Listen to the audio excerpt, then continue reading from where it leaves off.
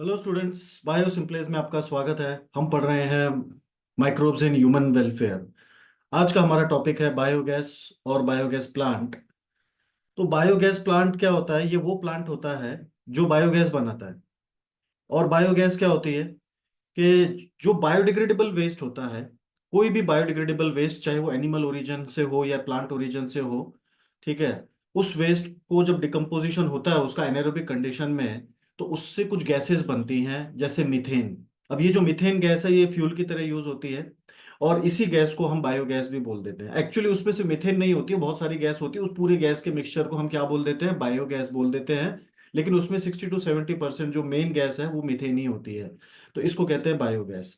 इसी को गोबर गैस भी कहते हैं। क्योंकि गोबर गैस इसलिए कहते हैं क्योंकि इसमें जो मेन रॉ मटेरियल यूज होता है वो गोबर होता है। गाय का, भैंस का या जानवरों का जो डंग है वो इसमें यूज होता है। मेनली वही, इसमें मेजर कंपोनेंट वही है, तो इसलिए इसको गोबर गैस भी कह देते हैं। चलिए आगे बढ़ते हैं। तो होता क्या है इसमें? डेफिनेशन क्या है इसकी गोबर गैस की? It is gas produce by the action of bacteria on the biomass. जो भी रॉ मटेरियल हमने लिया है, चाहे वो प्लांट ओरिजिन हो, एनिमल ओरिजिन हो, बायोडिग्रेडेबल है। एक तो उसकी कंडीशन ये है कि बायोडिग्रेडेबल होना चाहिए। दूसरा, एनारोबिक डिकम्पोजिशन होगा तो उससे क्या बनेगी? गैस बनेगी, और उसी गैस को हम कहते हैं बायोगैस, या फिर हम उसको कह देते हैं गोबर गैस। ठीक है, चलिए अगला पॉइंट, डेवलपिंग अथॉरिटीज। इंडिया में इसको किसने डेवलप किया था? इस टेक्नोलॉजी को, इस प्रोजेक्ट को किसने इनिशिएट किया था, डेवलप किया था? तो उसका अथॉरिटी का नाम है KVIC. KVIC, Khadi and village industry commission. Khadi and village industries commission, एक तो ये है। दूसरा है IARI, Indian agricultural research institute, जो कि दिल्ली में है, पूसा में। दिल्ली में एक पूसा नाम की जगह है, वहां पे ये एग्रीकल्चर रिसर्च इंस्टीट्यूट है, IARI, Indian agriculture research institute. तो ये दो अलग अलग अथॉरिटी हैं। इन दोनों अथॉरिटीज का काम क्या है कि ये लोगों को ट्रेनिंग भी देते हैं, सब्सिडी भी देते हैं बायोगैस प्लांट लगाने के लिए। अगर मान लीजिए गांव में कोई किसान है, डेयरी फार्मर है, या तो वो अगर गाय गोबर गैस प्लांट लगाना चाहता है तो ये लोग उनको ट्रेनिंग भी प्रोवाइड करते हैं, सब्सिडी भी देते हैं। और इंडिया में इस टेक्नोलॉजी को, प्रोजेक्ट को इनिशिएट और डेवलप इन्हीं अथॉरिटीज ने किया है। ठीक है, चलिए फिर आते हैं कंपोजिशन। तो बायोगैस का कंपोजिशन क्या है? बायोगैस जो है वो एक्चुअली कोई एक सिंगल गैस नहीं है, उसमें अलग अलग गैस का मिक्सचर होता है, अलग अलग गैसेस का मिक्सचर होता है। तो जो इसमें सबसे इंपॉर्टेंट गैस होती है वो होती है मीथेन, जो कि 50 to 70% कंपोजिशन बायोगैस का मीथेन ही होता है। और methane is highly inflammable gas, जो कि फ्यूल की तरह से यूज इस्तेमाल होती है।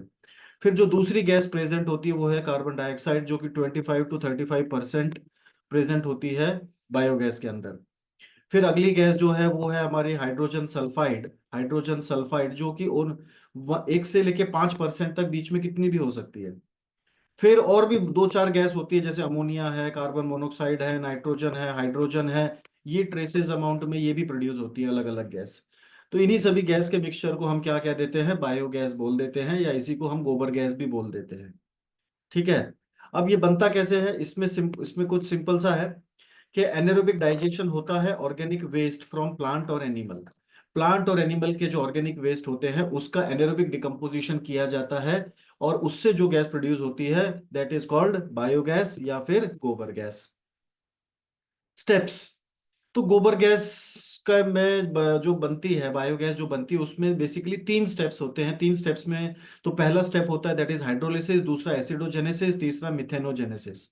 तो सबसे पहला स्टेप क्या है? हाइड्रोलिसिस। हाइड्रोलिसिस, इसमें क्या होता है कि हम क्या करते हैं, जो रॉ मटेरियल है हमारा, चाहे वो डंग हो गया या कुछ भी एनिमल और प्लांट का ऑर्गेनिक प्रोडक्ट कोई भी, उसका हम एक वो हो गया हमारा रॉ मटेरियल, उसमें हम पानी वानी मिला करके फिर हम बना लेते हैं स्लरी। क्या बना लेते हैं? उसको स्लरी बना लेते हैं। ठीक है। तो इसमें जो सबसे ज्यादा यूज होता है वो गाय का और भैंस का गोबर का इस्तेमाल सबसे ज्यादा यूज होता है, इसलिए इसको गोबर गैस इसीलिए कहा जाता है। ठीक है। इसमें और दूसरे एनिमल्स के डंक को, फीकल मैटर को भी हम इसमें ऐड कर सकते हैं। ओके।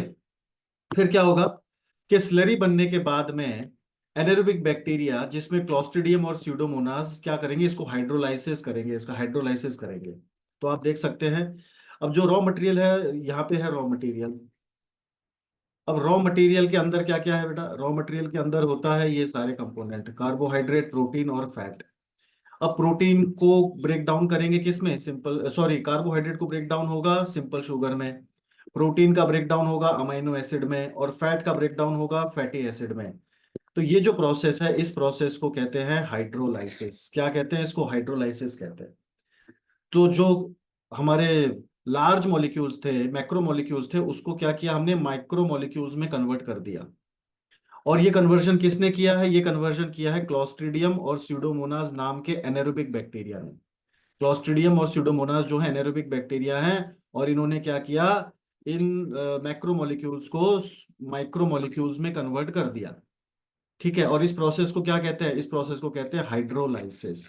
क्या कहते हैं इसको, हाइड्रोलाइसिस कहते हैं।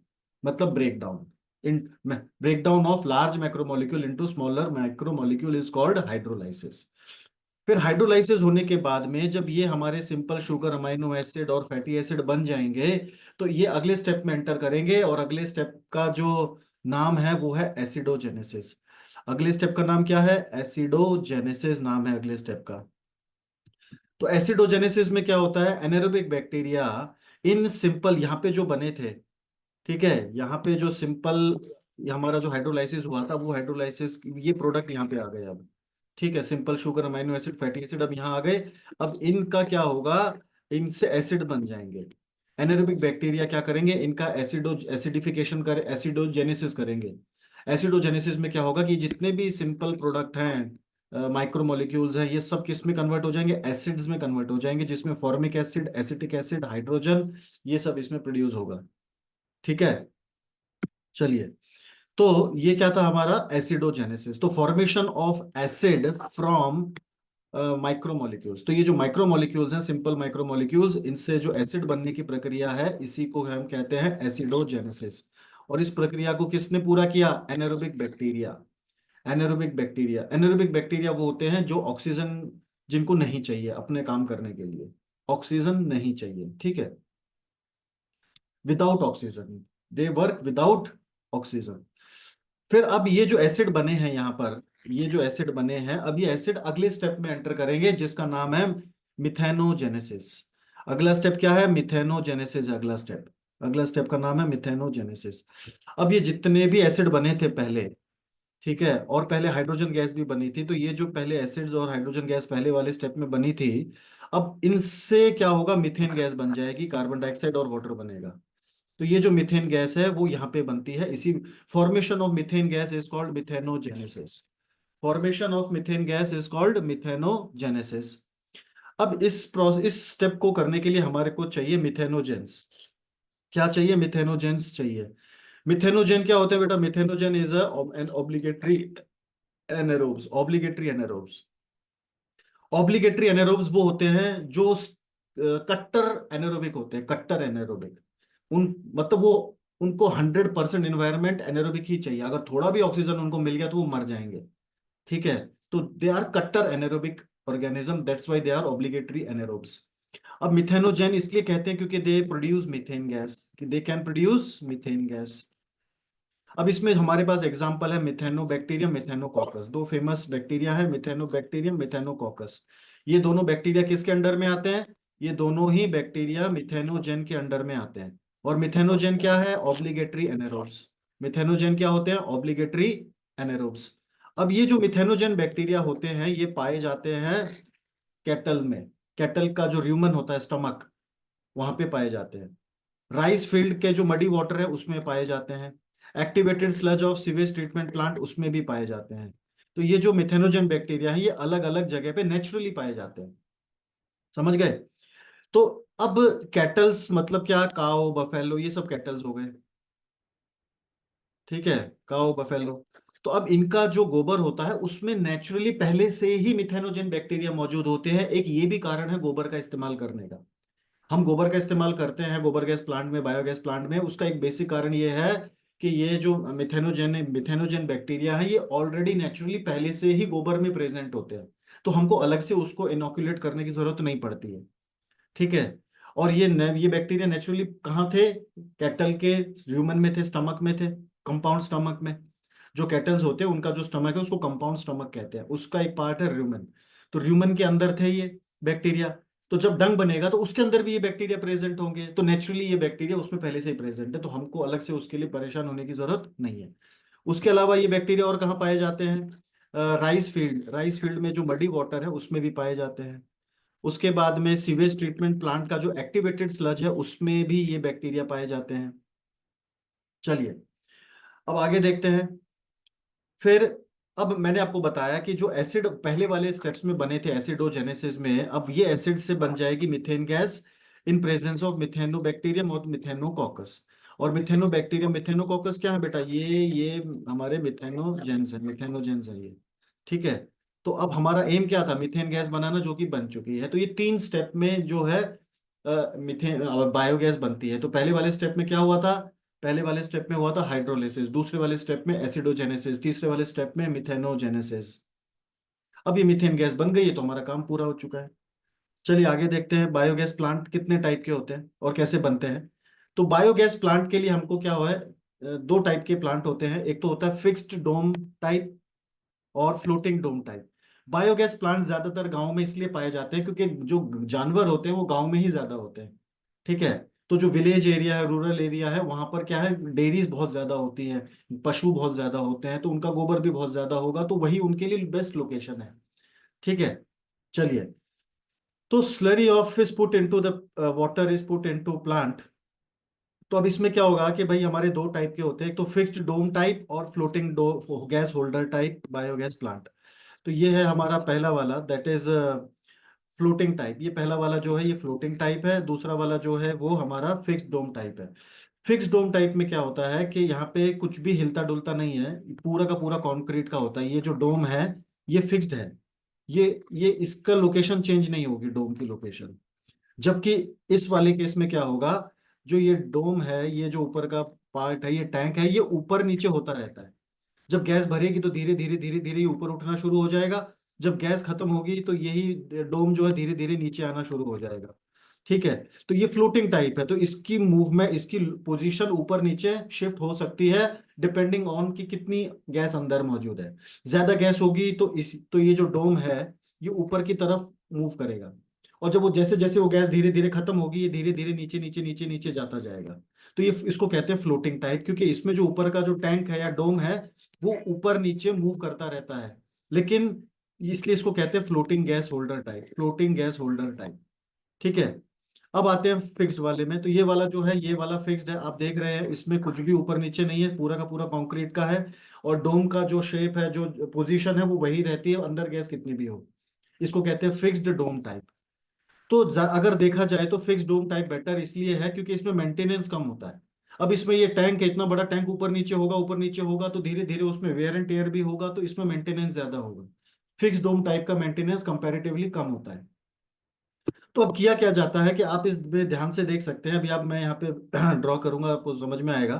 तो ये जो यहाँ पे क्या किया जाता है इस एरिया में, मैं इस डायग्राम की बात कर रहा हूँ। तो यहाँ पे क्या है, स्लरी डाली जाएगी। क्या डाली जाएगी? स्लरी। अब स्लरी आपको मालूम है, गोबर का और पानी के मिक्सचर को हम स्लरी कहते हैं, रॉ मटेरियल और पानी के मिक्सचर को हम स्लरी कहते हैं। अब वो स्लरी इस ट्यूब से होते हुए जाके इस टैंक में आ जाएगी। अब वो स्लरी कहाँ आ गई? इस ट्यूब से होते हुए इस टैंक में आ गई। अब इस टैंक में उसका एनारोबिक डिकम्पोजिशन होगा, कई कई दिनों तक होता है, महीनों तक भी हो जाता है। ठीक है। अब डिकम्पोजिशन होगा तो क्या होगा, यहाँ पे गैस बनेगी। क्या होगा, यहाँ पे गैस बननी शुरू हो जाएगी। अब यहाँ पे गैस बनेगी तो क्या होगा, ये धीरे धीरे धीरे धीरे धीरे नीचे प्रेशर क्रिएट होगा, जिससे ये टैंक ऊपर की तरफ शिफ्ट होना शुरू हो जाएगा। और इन केस ऑफ फिक्स्ड में तो गैस बन बन जाएगी, लेकिन ये टैंक वहाँ कहीं शिफ्ट नहीं होगा। ठीक है। अब जब ये गैस बन जाएगी तो इस पाइप से, ये जो पाइप है इससे ये इस गैस को हम बाहर निकाल लेंगे और इसको हम स्टोर कर लेंगे, और जहां यूज करना है वहां यूज कर सकते हैं। खाना खाना बनाना है, पानी गर्म करना है, जो भी एनर्जी का हमको यूज उसका करना है वो हम कर सकते हैं। ठीक है। तो अब जब पूरी गैस बन करके निकल जाएगी तो अब यहाँ पे जो प्रोडक्ट बचेगा गैस बनने के बाद में, तो उस प्रोडक्ट को हम यहाँ से बाहर निकाल करके उसको हम खेतों में एज अ मैन्योर का इस्तेमाल कर सकते हैं, खाद का इस्तेमाल कर सकते हैं, फर्टिलाइजर का इस्तेमाल कर सकते हैं, ऑर्गेनिक फर्टिलाइजर।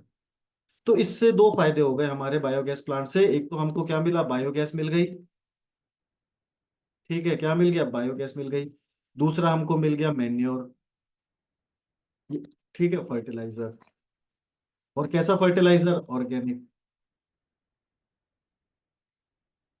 क्योंकि वैसे भी गोबर का इस्तेमाल एज ए फर्टिलाइजर मैन्योर किया ही जाता है, तो वो कोई इतना बड़ा इशू है नहीं। ठीक है। तो ये था हमारा, तो कुछ नहीं है, एक तरफ से हमने स्लरी डाली, फिर यहाँ पे वो स्लरी यहाँ पे आकर के यहाँ पे स्टोर हो गई, फिर यहाँ पे वो डिकम्पोज होगी, गैस बनेगा, गैस को हम बाहर निकाल लेंगे। ठीक है। और जो बच गया, गैस निकलने के बाद जो बच गया वेस्ट प्रोडक्ट, उसको हम एज अ मैन्योर इस्तेमाल कर सकते हैं खेतों के अंदर, एग्रीकल्चरल फील्ड। ओके। बस फर्क सिर्फ ये है कि ये फ्लोटिंग टाइप है, ये फिक्स डोम है। इसमें क्या है, ये फिक्स होता है डोम, ऊपर ये पूरा कंक्रीट का बना हुआ होता है। ठीक है। यहाँ पे क्या है, ये जो ऊपर का पार्ट है ये मेटेलिक होता है, ये ऊपर नीचे शिफ्ट कर सकता है, और बाकी का कंक्रीट का बना हुआ होता है। ठीक है। तो बस सिंपल है, फ्लोटिंग में क्या है कि टैंक फ्लोट कर रहा है, इसमें क्या है, फिक्स है, बस इतना ही फर्क है। बाकी जो मेन मैकेनिज्म है गैस बनने का वो सेम ही है। ओके। चलिए, अब क्या है कि कंटिन्यू सप्लाई होती रहे, तो हम क्या करते हैं, यहाँ से कंटिन्यूअसली स्लरी को ऐड करते रहते हैं, थोड़े थोड़े दिन में नया नया स्लरी डालते रहते हैं, ताकि वो यहाँ जाए और डिकम्पोजिशन होता रहे और नई नई गैस बनती रहे। ओके। चलिए, अब क्या है, इसके फायदे क्या है, बायोगैस प्लांट के या बायोगैस के क्या बेनिफिट्स हैं, एडवांटेजेस क्या है। सबसे पहला एडवांटेजेस है कि भाई मीथेन होती है, तो that is a wonderful fuel. तो हम इसका इस्तेमाल कर सकते हैं हीट प्रोड्यूस करने के लिए। जो ठंडे इलाके के जो प्रदेश हैं वहां पर क्या होगा, इससे हीट प्रोड्यूस कर सकते हैं हम लोग। अब हीट मतलब इससे हम खाना भी बना सकते हैं। ओके। तो क्या का खाना बना सकते हैं, स्ट्रीट लाइट जला सकते हैं, ड्राइविंग इंजन्स को रन कर सकते हैं। ठीक है। उसके बाद में ये बिना स्मोक के चलती है, बायोगैस जो है वो स्मोक प्रोड्यूस नहीं करती, तो ये एयर पोल्यूशन को भी कम करती है। ठीक है। इसकी वजह से एयर पोल्यूशन भी नहीं होता है, या बहुत ही मिनिमम लेवल पे होता है। उसके बाद जो स्लरी बच जाती है गैस निकलने के बाद, उसका हम खाद की तरह इस्तेमाल कर सकते हैं, फर्टिलाइजर मैन्योर की तरह इस्तेमाल कर सकते हैं उसका। और ये जो मैन्योर होता है इसमें नाइट्रोजन और फास्फोरस बहुत ज्यादा अमाउंट में होता है, ये जो मैन्योर बनता है इससे, ये इसमें नाइट्रोजन और फास्फोरस बहुत ज्यादा अमाउंट में पाया जाता है, जो कि किसी भी प्लांट की क्रॉप के लिए बहुत ज्यादा इंपॉर्टेंट होता है। Okay. So this is all about the biogas और बायोगैस प्लांट। तो बायोगैस प्लांट का जो रिसर्च अथॉरिटी है या डेवलपिंग अथॉरिटी है, उसका नाम क्या है, इंपॉर्टेंट है बेटा, एनसीईआरटी का क्वेश्चन है ये। KVIC, Khadi and village industries commission, और IARI, Indian agriculture research institute, Pusa, Delhi. तो बेटा ये है पूरा का पूरा डिटेल्स ऑफ बायोगैस और गोबर gas. Hope you understand. Please like, share and subscribe my channel. Thanks a lot.